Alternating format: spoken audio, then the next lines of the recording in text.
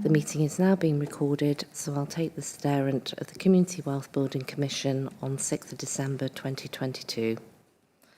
I see we have Councillor Allison, Councillor Brown present. We have apologies from Councillor Cooper. Councillor Fagan and Councillor Robb are present, with Councillor Chalmers deputising for Councillor Ross. Councillor Walker is also with us. Clenn Snedden is with us. We have apologies from Paul Manning and Suman Sagupta. I believe Hisashi is trying to join. We have apologies from Jan Gardner, and Thomas Adamson is present. Thank you, Chair. Okay, thank you, everybody. Thank you, Helen. Can I come now to item 1, which is a declaration of interest? Would anyone wish to declare an interest? I don't see any declarations of interest. Can I come now to item 2, which are the minutes of the previous meeting? Can I ask that we agree to approve the minutes of the previous meeting as a correct record? We agreed? If somebody could just say so, that would be welcome. And are there any points arising from the minutes of the previous meeting anyone wishes to raise that are not covered in the agenda? Kirsten Robb. Afternoon, everyone. Just a quick question on page 8. Jackie Taylor clarified that she was going to check if the banks referenced community wealth building, just to ask for a wee update on that. I've emailed Jackie, but it's only today, so it's just to ask if that could be followed up. Okay, have we got anybody from finance and corporate on or that section on the call? If not, you're happy to pick that up? Okay, so that's fine. So Craig will pick that one up. If there are no other points, can I ask us now to come to item 3, which is the first of our items for consideration, and this is to advise of a change in membership. This is just for noting, but I would want to welcome Hisashi Kubayama from the Federation of Small Businesses to his first meeting of the Commission. I'm not sure if he's been able to join us. I think he is now able to join us remotely. And Hisashi is the development manager for the FSB, and people will be aware of the support that and the input we've received from the FSB since this commission was established.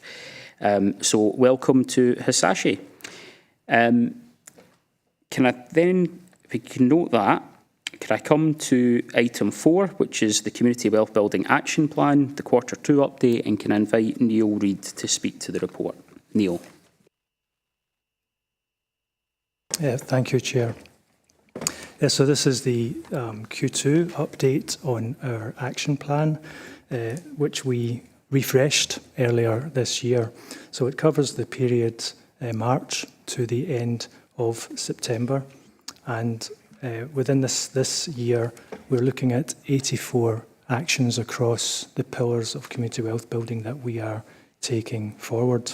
So as usual, we're using a traffic light format explained at 4.3, and at 4.4 there is a summary of the progress against those actions. So you'll see that 71 of them, or 85%, are blue, complete, or proceeding as planned.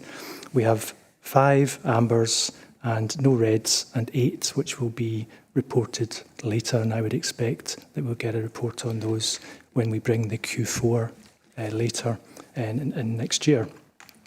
So Appendix 1 to the report contains a short update on all of the actions. As we've said before at the Commission, those are very brief updates, and they're really just meant to give an overview of progress, but we do bring detailed reports to the Commission about specific topics, and indeed there are some on the agenda today. So really the recommendations are to note that that is the position at the end of Q2, and that's the update. Thank you, Chair. Thank you very much. Neil, can I ask if there are any questions on this item? And if so, could you indicate now, please? Kirsten Robb. Thank you. On page 21, can I just clarify something about procurement, please? Just to see if in our scoring, can we, with procurement laws, can we score those with living wage and fair work practices higher? Is that recognised in the procurement processes for contracts and services? I'm going to ask Geraldine McCann to pick that one up. Geraldine. So. Only, as far as the living wage goes, the UK legislation only obliges payment of the minimum wage, which is different from the living wage. So therefore, we can't mandate or score higher the living wage. And the procurement regs would determine that to be anti-competitive if you gave the countries who do enshrine it in their law a higher advantage than everyone else. So that's why we can't do that. Fair work practices we do encourage, and we have signed up to the Fair Work Charter, and these are in our standard clauses. So we have given fair notice of what we are going to do. Now, again, we can't score higher, but we do encourage, and we keep an eye on it. And most contractors are working with us to do that. So that's not the issue. The issue is the living wage.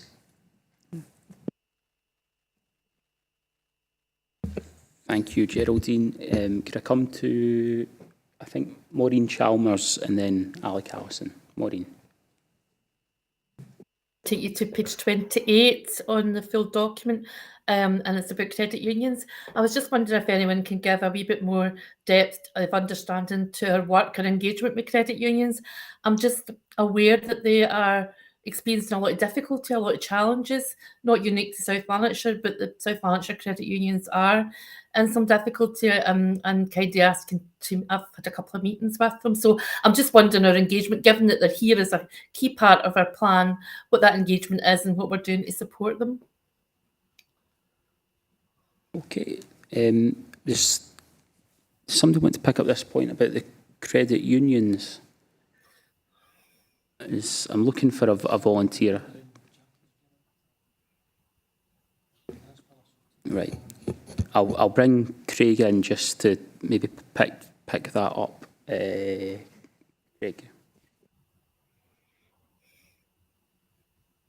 Okay, thank you. Hi there, Councillor Chalmers. I think that's a point I have to just take up with Jackie Taylor, who's responsibility for the finance pillar here. So happy to take that one away and report back. Okay. Thanks, Craig. Right. Thank you.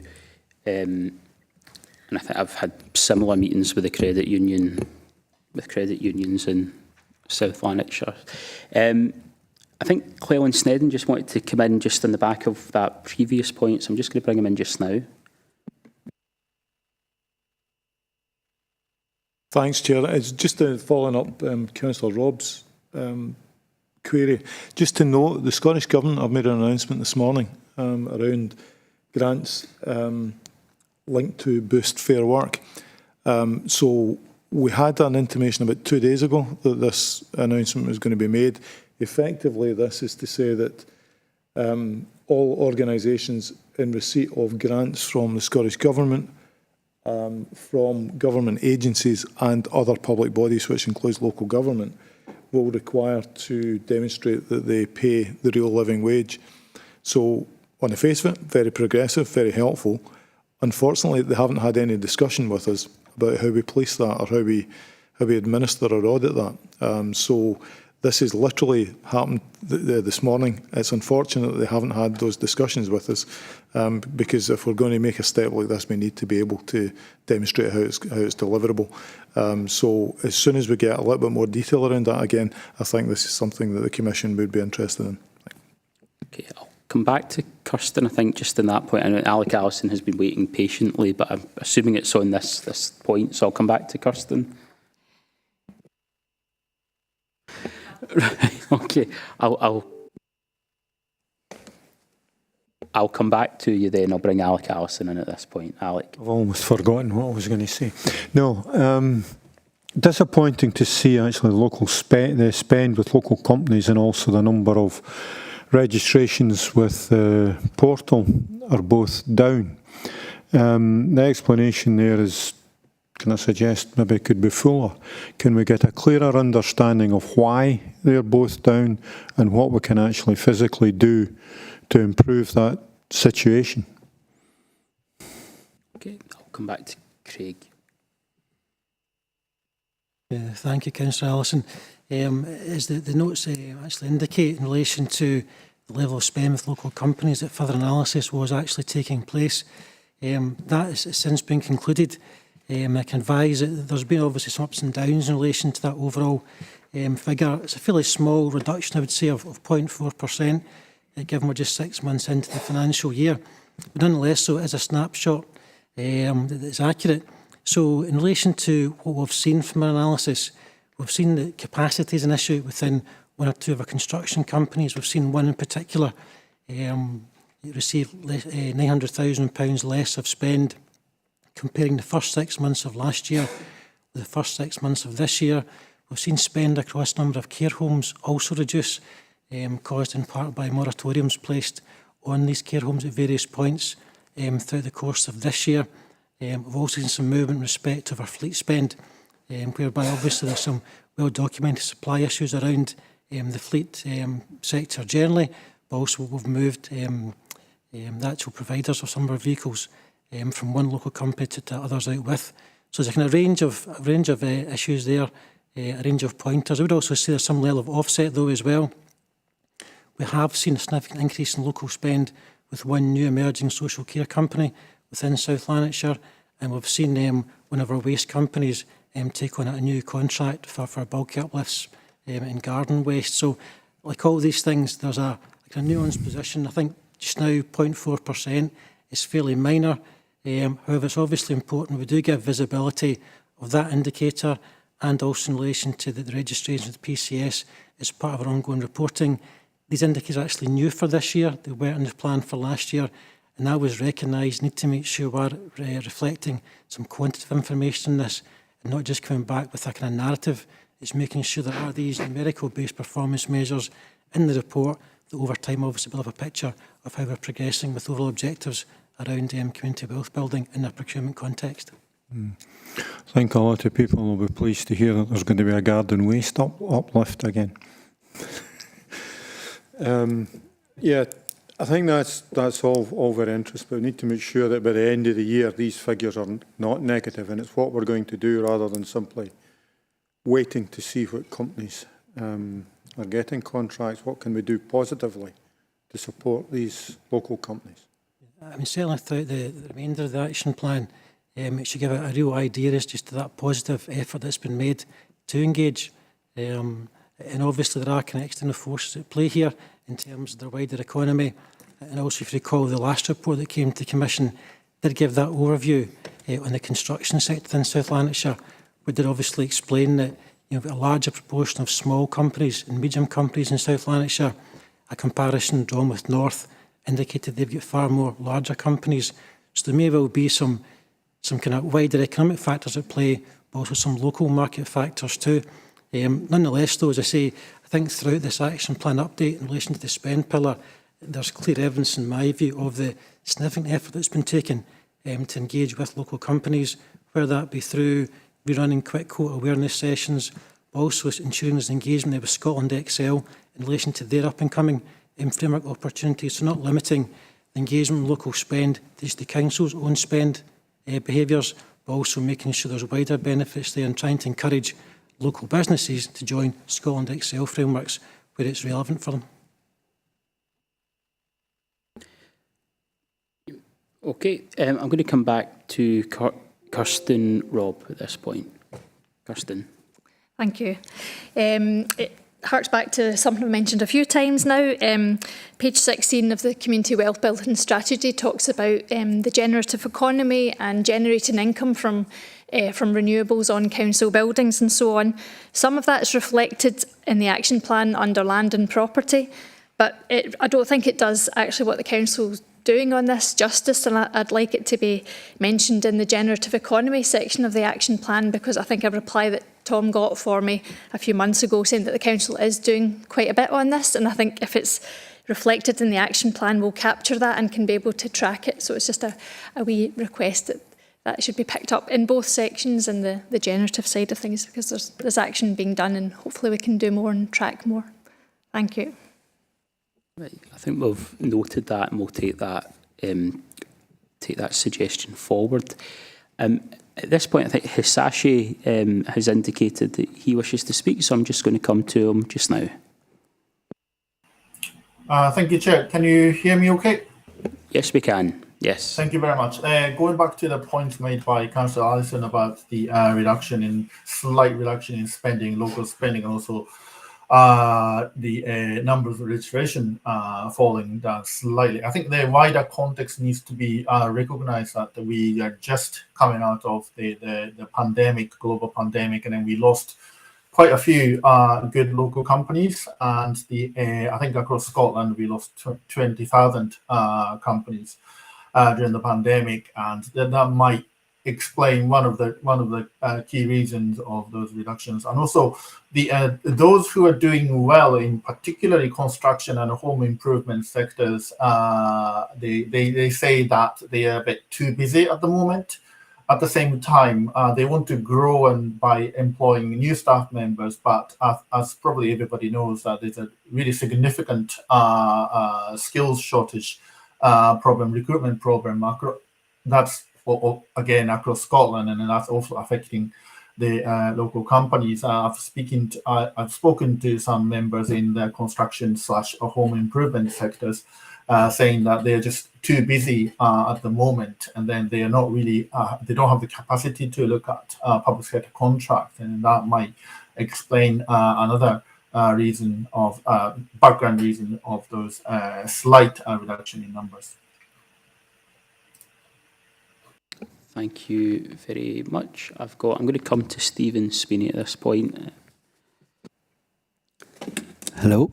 Oh, we're on. Thank you, Chair. Hi, Stephen Sweeney from Varsland. Just a small point, I guess, in terms of a gap in terms of the delivery of the action plan that probably sits more at my door than anybody else, so can breathe. But I guess our locality network meetings recently, we've tried to have conversations with colleagues within the sector about community wealth building, and it's clear that there's a gap in terms of education and how local communities understanding how to participate in the community wealth building agenda. So I know in conversation with Tom and Neil, and off the back of Neil McEnroy's input last time, with your permission, at the next commission I'll bring forward a paper around about third sector participation with this agenda and some practical examples about how we could maybe close that gap together, if I may. Thanks. Thank you very much. I think that's a positive suggestion, and I think it's one that at an officer level I think it's also been discussed. We're going to come to our forward programme later on. I think we'll have that there, and I'm going to bring in the Chief Exec just now. So just to position it, Stephen, I think that would be really welcome. Ian's going to do a verbal update in relation to the progress on the social enterprise strategy. The work that you're talking about lands directly into the work associated with that. So if we can tie the two bits together, so that when it comes back to us, we have the draft social enterprise strategy, but with your overlay on top of that, I think that would be really helpful, just so we don't have two separate work streams. Yeah. Okay, if there are no other questions, can I just ask that we note the report and we'll move on to the next item. Just going to make sure that there's nothing.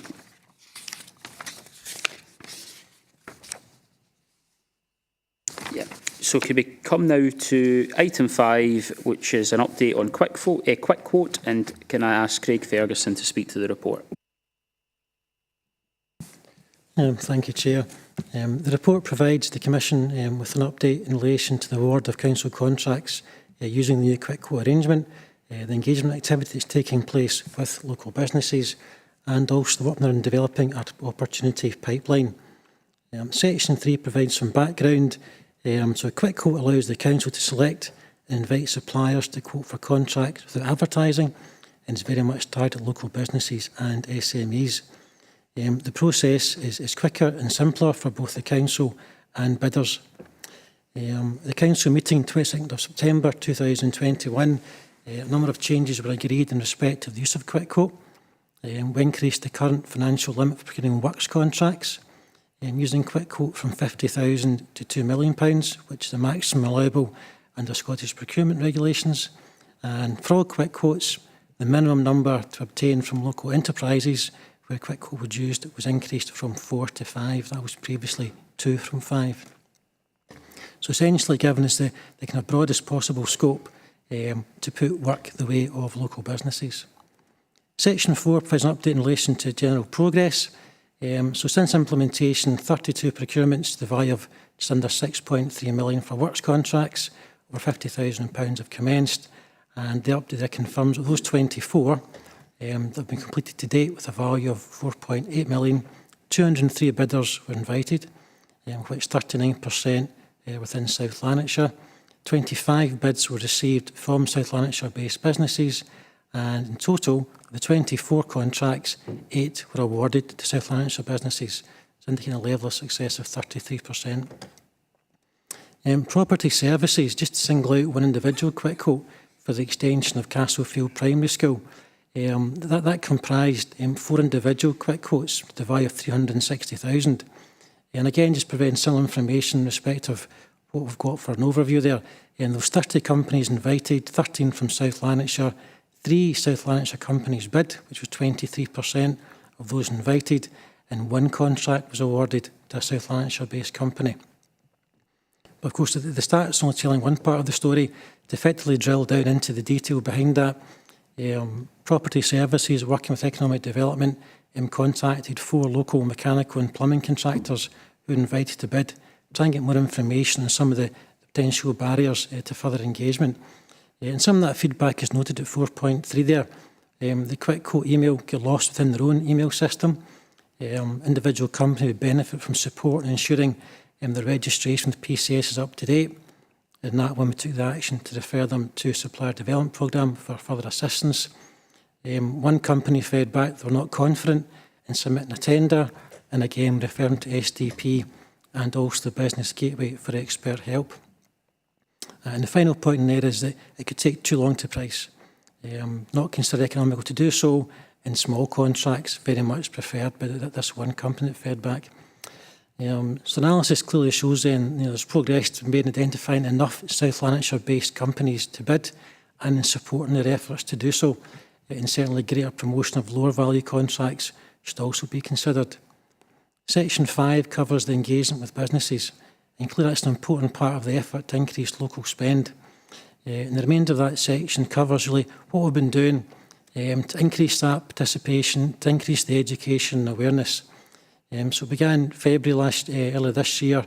A Quick Quote training session was run by procurement. There were 78 businesses attended there, 23 from South Lanarkshire. There's a follow-up to that held on 24th of November, a talking tender session, and that's very much designed to get local businesses tender ready. And the feedback from that event has been very positive, with a greater level of engagement, a greater level of interest in terms of the questions that have been posed to procurement officers as part of that talking tender session. So there's some encouraging signs there. We don't want to limit our engagement with local businesses just to what the council can put out using the Quick Quote procurement route. So highlights at 4.4, it is some of the other awareness sessions, other pre-tender engagement sessions have taken place, really to maximise that awareness within the local business sector of opportunities that are there. One being obviously the Scotland Excel Property Maintenance and Refurbishment Framework opportunity, as a webinar took place 27th of September. A pre-tender event has been held on the 15th of December for the Council's new roads and infrastructure framework. And that's something that sits out with Quick Quote, but essentially that's making sure we can get local businesses as much as possible to engage and to bid to be on that framework. And that framework then allows direct awards and many competitions to be run once it goes live next year. In a broader sense, we're conducting a Meet the Real Buyer event on the 22nd of February in conjunction with North Lanarkshire Council. And obviously that's on a much bigger scale, with many more businesses expected to attend, going well beyond the construction sector. But key to activity here is the development of a pipeline. And just focusing first of all in respect of activity undertaken by the road service. They have developed a pipeline at present. There's 9 footway projects within East Kilbride, Rutherglen and Cambuslang that should be covered by Quick Quote, split into 3 packages. The first one, unfortunately, did not go the way of a South Lanarkshire business. One did actually bid with a lower cost, but much to everyone's frustration, the bid itself wasn't completed properly, and that rendered it invalid. And of course, we made sure that feedback was provided to the company concerned. The road service are looking to review the effectiveness of a Quick Quote in the new year to gauge how well it fits in with their business needs, how well the markets respond, and also looking at how much more we can improve our approach here. There's also a further project coming our way in respect of a housing property services one, looking at the First Steps nursery project, valued at 1.2 million, with various strays to be procured as part of that overall exercise. And just to highlight, a key feature in the contained development of this pipeline is also ensuring local business given sufficient notice of forthcoming opportunities. Clearly, the flagged up to is that capacity sometimes can be an issue, resourcing an issue. Therefore, as much notice we can give them should certainly be to their advantage going forward in making sure they're best placed to engage with ourselves through Quick Quote, plus any other opportunities that are covered within Section 5. So that covers the report, and just to refer the Commission back to the recommendations and ask that the update be noted, and happy to take any questions. Thank you. Okay, thank you very much. Can I ask if there are any questions, and if there are, could you indicate now? And I'll come in the first instance to Robert Brown. Yes, thanks very much, Chair. I thought that was a very useful report, but it's clear also in summary there's a fair distance to go on this one yet. And I guess that my thoughts would be on it that there's clearly a number of barriers in particular, which are illustrated by the small sample, admittedly, of the 4 firms. And I think we have to kind of continue to kind of improve our knowledge of some of this, and also our wraparound support to do something about it. And I think there's also a question as to whether there's anything on the industry side, if you like, that we can do to stimulate further advice and networking and things to kind of increase the knowledge here. Because I think the whole issue here is one of confidence behind it all. Once you've done it, it's a bit easier to do the next one. And the more people we get into the pipeline, the better. So it's a pretty important issue. I think we just have to keep fighting away on all cylinders if we possibly can. Thanks for that. Robert, I'll come to Craig just now just to pick that up. No, thank you, Councillor. Just in relation to the point around the small sample, I think that's certainly a fair observation. But just to make sure we're not confining ourselves to that kind of limited number of kind of deeper dives, if you like. Colleagues thinking of the have actually recently done a survey across South Lanarkshire with local businesses. That survey went to many hundreds of businesses. It was a very extensive question. It's been sent out.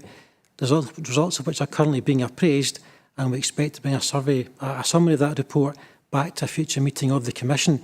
That, I think, will give us much more in-depth information as to the perceived barriers, and also as well, on the flip side, the level of interest that we perceive to be there from local businesses to engage with the Council and also other anchor institutions as part of the overall wealth building strategy. Thank you. Thank you for that. Can I come now to Alec Allison? Thanks, Chair. Just after what I said the last time, it's good to see what work has been done there to try and improve the local procurement. Also, I must agree with a lot of what, or most all of what Councillor Brown was saying. Specifically, can I ask, training's very important. You've indicated that 23 companies took part in the training session on the 15th of February. How many of them have since used Quick Quote? Because that is more important than the training itself. Craig? Thank you. I've not the information to hand, Councillor. I'm happy to look for that for you. I would certainly say that in relation to the more recent Talking Tenders event, as I mentioned earlier, we did see a much greater level of engagement. We've seen more companies registered. We've seen more South Lanarkshire companies actually attending the event. You do quite often see a high level of registrations and a drop-off just before the event takes place. So I think overall, I think the change we've seen during the course of this year is maybe some subtle improvement in terms of that level of participation. We've got to make sure that we can get our message across around, how companies can access Quick Quote. As I mentioned as part of the introduction there, it is a very straightforward procurement system to use. It's the quickest route to market for the council. It's to making sure that we can provide that support through supplier development programme. But as I mentioned earlier, there will be some barriers that that will come through from the analysis of the survey. There may well be things that we can't actually assist with. It may well be individual resourcing issues that companies are faced with themselves. Decisions to actually take part in public sector procurement or not. Only by going through these kind of detailed stages, drilling down into individual quick quotes, by having the kind of council-wide surveys put out, getting as much feedback as possible, can we continually refine our own approach to make sure we're doing everything we can to encourage local businesses to take part. Okay, I'm going to bring in the Chief Exec just now. Thanks, Chair. Just a point we've covered before, that this is a helpful metric to understand how many companies are successful through Quick Quote or through other public procurement in terms of the contracts that this council lets and how many South Lanarkshire companies. But our companies work in a West Central Scotland system, and depending on the types of work, each authority area has got different kind of business makeup, etc. So a lot of our businesses are very successful in securing public contracts across West Central Scotland, and that might be to do with, taking just an example, we have a smaller construction sector than some of our neighbouring authorities. Their companies will tend to do better on those types of contracts. Some of our other companies are stronger in their own sectors.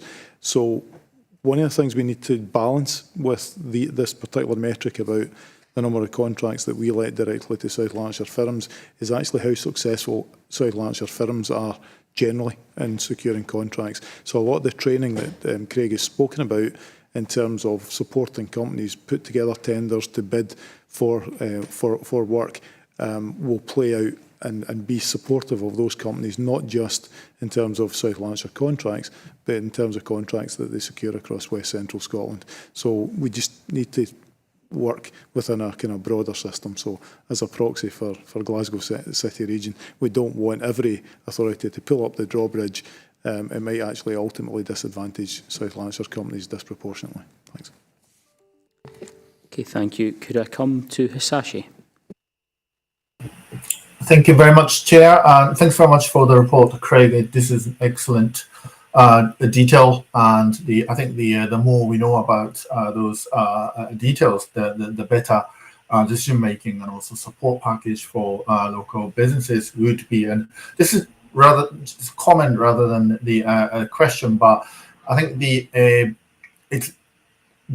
report says the Economic Development Department officials got back to 4 local contractors about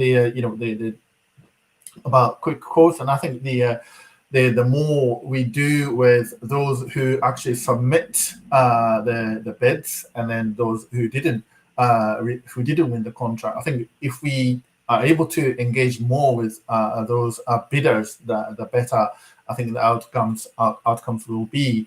And I think it takes time and a lot of effort from probably your team, Craig. But I think the more we do this kind of more proactive engagement with local suppliers, the better it will be. Another point is I think the evidence suggests that the lower the value contract, the smaller the contract will be, for quick quotes, the more successful in terms of the local companies bid will be as well. I think the last point of section 4.3, the smaller contracts would be preferred. I think that chimes with the feedback from our members as well. So I think we need to really make an effort, where possible, to make the contract into smaller lots, and then so that the local companies feel like it's their kind of work, and then they're more encouraged to bid for it. So thank you very much. Yeah. And thanks for that, Hisashi. Could I come now to Maureen Chalmers? Thanks, Chair. It actually follows up on what Hisashi was saying there, really. So thank you, Craig. Approach great. It was always going to take time to build up confidence and engagement with the sector to get there, but it looks as if there's good, steady progress. I just want to touch on those the point about smaller companies, and certainly, some time ago, and I think it's still current, and Hisashi's following up on this point. It is a bit smaller contracts and smaller amounts of money, probably because companies often don't have the capacity to put together a bigger tender, nor to deliver it. And I know that there's been a lot of evidence in other local authorities and other places about divvying up the having smaller baskets. So we'll go out to procure smaller baskets. And the example I always keep in my head of that is around food. Rather than going out and procuring dairy goods, we procure eggs or butter or cheese, that kind of thing, breaking it up, which makes it more doable at a local level. So are we going to consider some of that? Are we going to think about how we do that?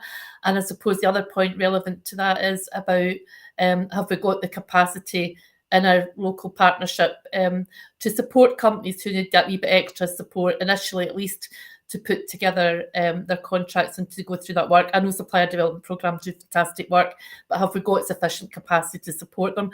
And, I'm just, the point that Cleland made about the city region, I would also say it's important for us to understand what other anchor organisations are doing around this and put it in that wider context from that point of view as well. Thank you. Thanks very much, Maureen. I'm going to come back later on, maybe to some of the anchor organisations, but does Craig, do you want to pick up anything from that? Craig? Thank you, Chair. Just to highlight a couple of points, in relation to the report itself, 6.5, this can refer almost to looking at one of the next phases of this. Obviously, when we went to Council last year, that was very much focused on the kind of wins we thought we could secure through focusing on construction. And obviously construction being higher value in nature, obviously then takes it to the top end of that, the £2 million threshold. But we've seen that as being the quickest way of getting higher value contracts awarded to local businesses. But I think very much in terms of next steps, it is about looking at the kind of smaller value, even the supply type contracts. And 6.5 really kind of alludes to that. And also looking more significantly at how we use direct awards in many competitions from our existing procurement frameworks. We acknowledged when we reported to Council last September that using existing frameworks still very much forms a kind of core part of how we procure. But ultimately it's also about looking at what opportunities could lie within that approach to perhaps take away some of the kind of smaller value contracts, whether it be works, whether it be supply services, and trying to gauge if the local markets are there for those types of products. I mentioned around social care, and that's been one kind of success story we've seen over the past 6 months with one local company significantly gaining more business from the council.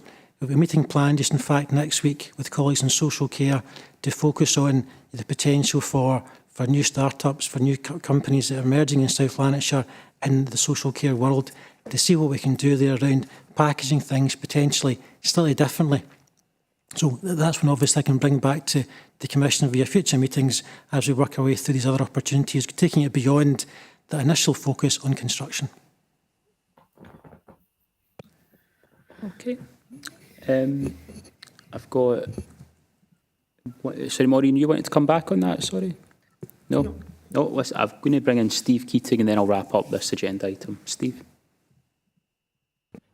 Yeah, thanks, Chair. Just really to answer Maureen's question about the level of support the businesses, SDP do have a kind of range of generalist support, but in addition, our Business Gateway contract has been given additional funding for expert help. There's a number of specialist areas of support.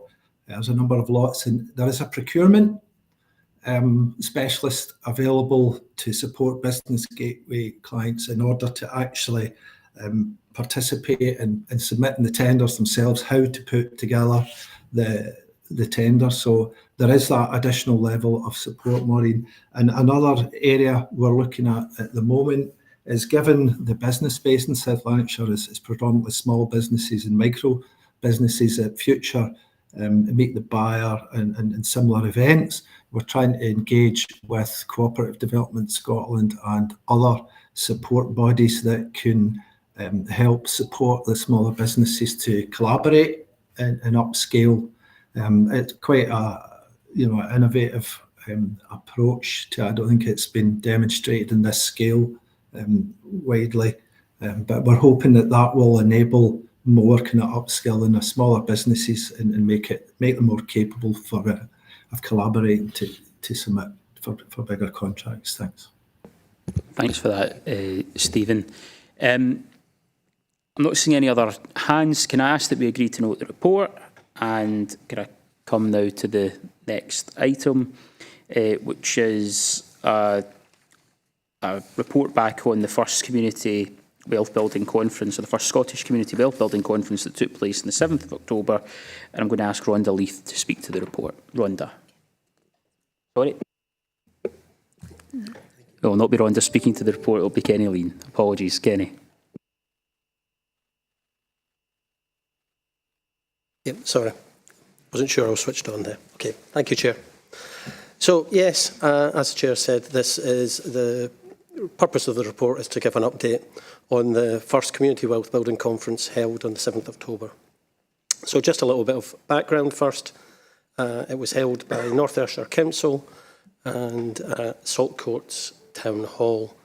Each local authority in Scotland was invited to send 2 candidates, and South Lanarkshire did. Myself and Rhonda Leith went along, and just about half of the Scottish local authorities had sent representation. So this report contains a summary of the events and also some potential development areas for consideration and learning. At 4.1, we just set out the event, and as it was a full day event, and as the report is in front of you, I'll just take some highlights as I go through the report and some other bits of learning, because as I said, it went on for the full day, so there's quite a lot to take from the event. At 4.2, you'll see that the event was opened by the Chief Executive of North Ayrshire Council and Tom Arthur, the Minister for Public Health, Finance and Community Wealth Building. The key messages at this point in the day were that trickle-down economics hadn't been serving the communities of North Ayrshire well, and that this had been the driver for adopting community wealth building, and that there was an aspiration to change the wiring around the economy. At 4.3, there's a video around about community wealth building and how this links to people's everyday lives and activities, starring one of North Ayrshire's local reps from their Scottish Youth Parliament. And it is quite a useful video just for understanding how community wealth building affects our communities. A few other points to note. As part of the procurement, it was noted that community wealth building had been intrinsic inside Ayrshire's regional growth deal, and that each authority was actually receiving 3 additional officers to help develop community wealth building local procurement, especially around the regional growth deal. A few other parts to notice at 4.3 was the development of 2 local authority photovoltaic wind farms on former landfill sites, and how these were going to create enough energy for the full of the local authority, but also how the community benefit funds that would then result from these wind farms would help the local communities surrounding the the photovoltaic farms. The thing to notice here is that these have been in development now for 3 years of planning, and they're just going out to procurement for a design and build at the present. Further down at 4.3, it's worth noticing that the inclusive employment was being led by NHS, working closely with Ayrshire College, and this work stream had developed 3 themes. The first of these 3 themes was inclusive recruitment, and just how to recruit differently, so as that groups of people and groups of communities were able to access recruitment within all the key anchor organisations across North Ayrshire. The other two themes were apprenticeships and volunteering. Still in the first session of the day, the Scottish Enterprise presented on how they can support and give companies new ownership models and how 13% growth in employee ownership companies had occurred since 2020. Section 4.4 moves on to the second session, and Sarah Dees from the Wellbeing Economy Alliance gave a key message here, which was around pre-distribution of wealth and not redistribution of wealth, not waiting till the wealth had moved, but trying to restructure and reorganise how the economy worked.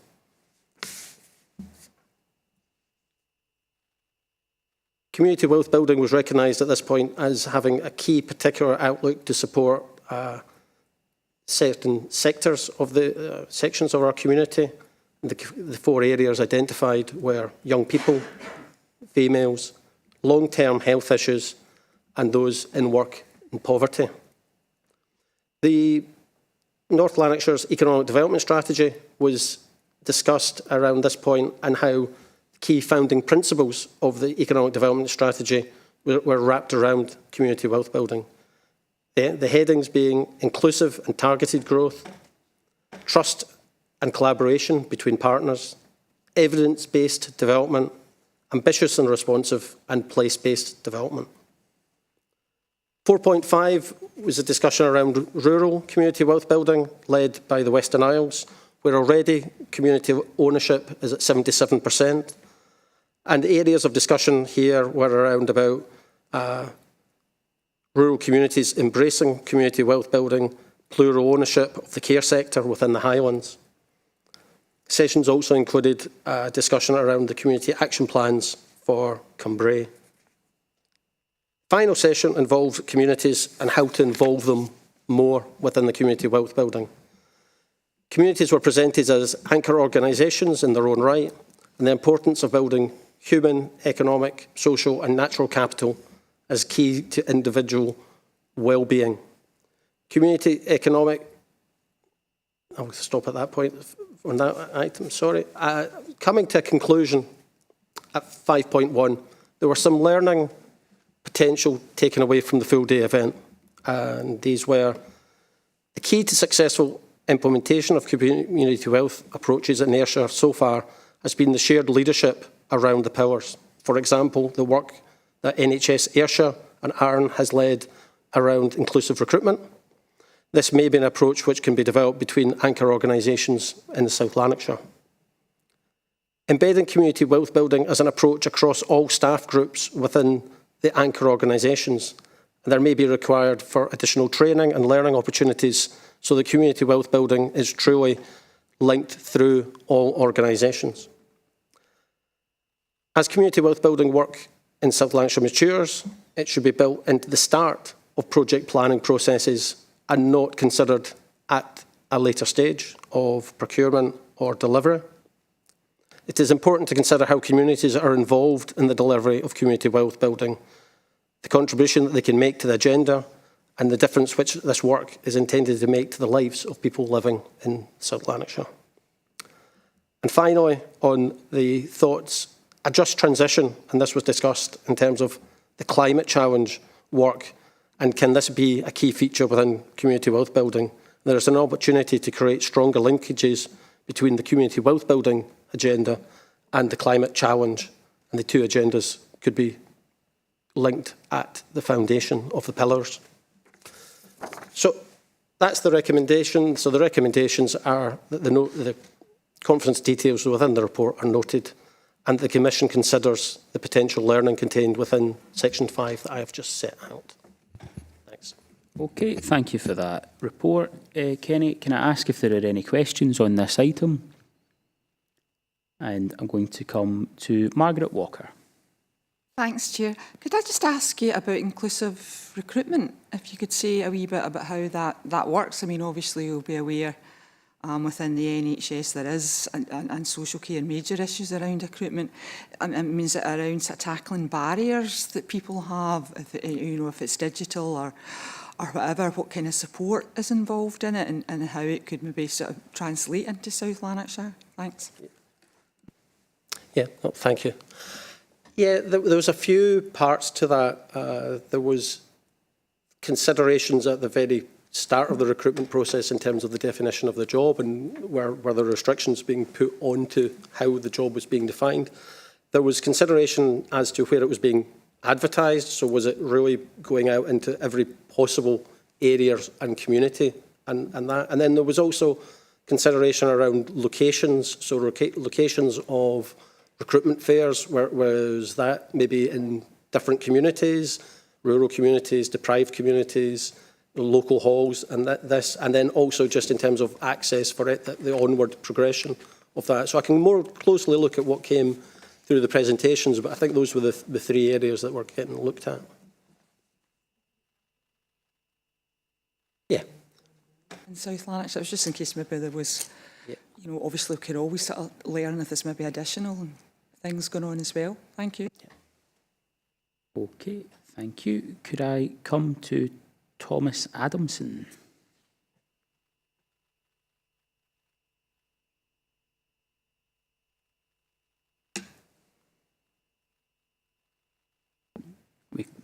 Hang on a second here. We think you might be muted here, Thomas.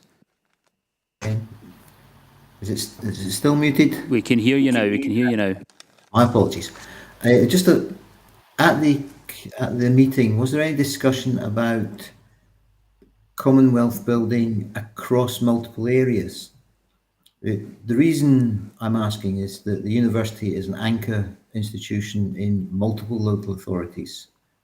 So we are looking at how we would look to local construction companies or whatever across the multiple areas and fit in.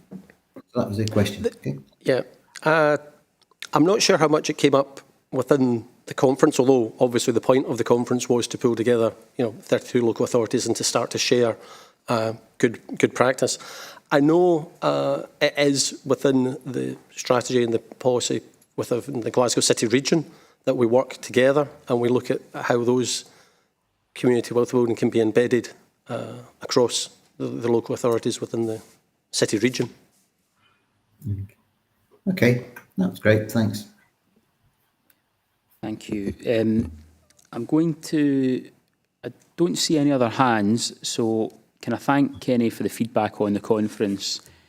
And if there's no other points, could I come now to the next item, which is our forward programme and future meetings. And I'm going to ask Tom Little to speak to the report. Tom. Thanks, Chair. Yep, as you say, this is an addition to the agenda and a permanent addition. We're going to bring you a forward programme of reports that are scheduled to come to future meetings of the Commission. In this case, the next one's the 28th of February, but we've also given you a list of papers we're expecting to receive thereafter as well.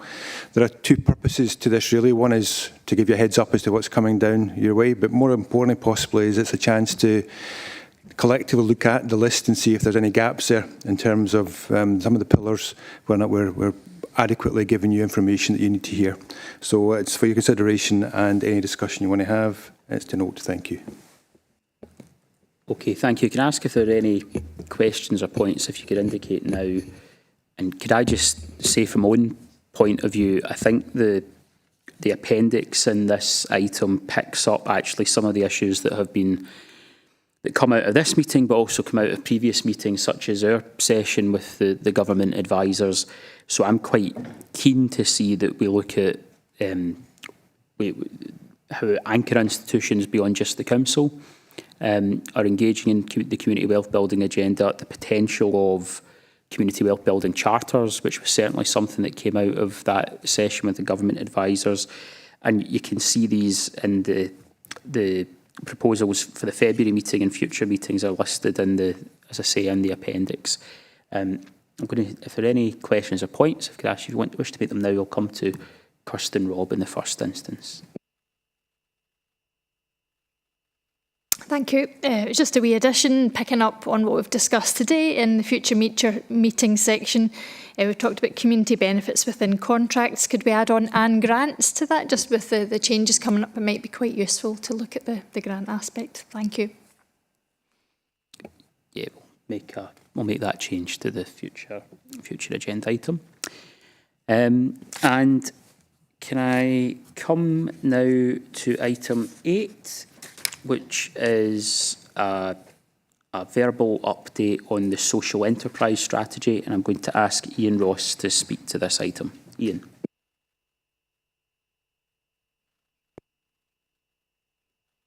Thank you, Chair. Excuse me, just as a brief reminder to the Commission, we'll hopefully remember that under the Building a Generative Economy pillar of the strategy, the social enterprise sector was a commitment that was made within that to support social enterprise and key third sector organisations to create more of their own funding, develop a new social enterprise strategy and action plan in conjunction with the sector, and to establish a social enterprise steering group. Within the economic development team, we have been able to recruit a social enterprise officer. She was appointed in July of this year and has made great strides in the intervening period to push that agenda forward.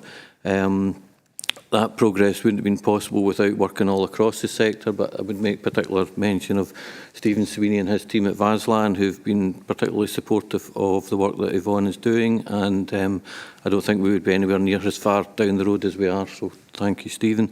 I'll go slightly beyond just the strategy itself into some of the other work that we're looking at, but as you'll appreciate, the development of the strategy involves a wide range of consultation all across the sector with organisations all throughout South Lanarkshire, and held through a sectoral survey, stakeholder focus groups and various online sessions.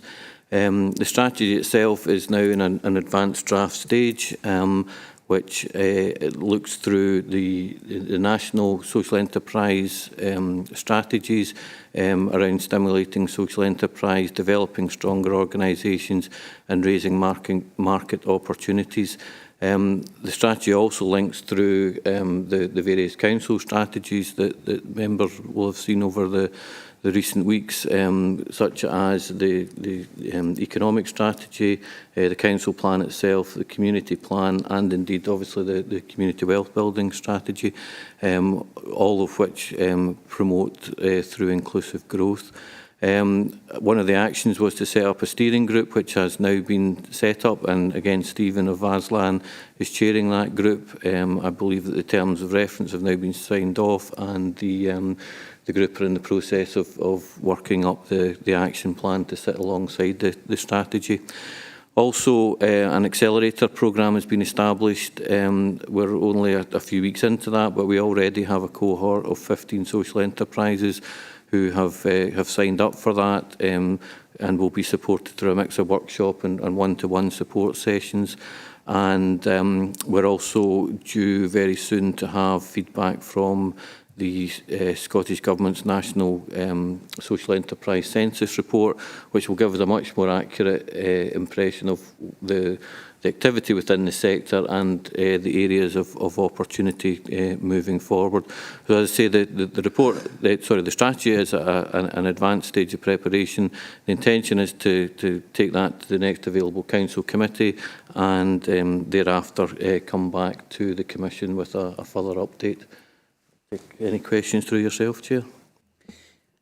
Okay, thank you for the update. Ian, can I ask if there are any questions at this point on the strategy? It will go to community and enterprise and then come back to us. Are there any questions at this point? I'm not seeing any questions in the room or online, so can I thank Ian for that update? Item 9 is urgent business. I've not been advised of any items of urgent business, so if that's the case, I'd like to bring this meeting to a close and thank everybody online and in person for their attendance. Thank you.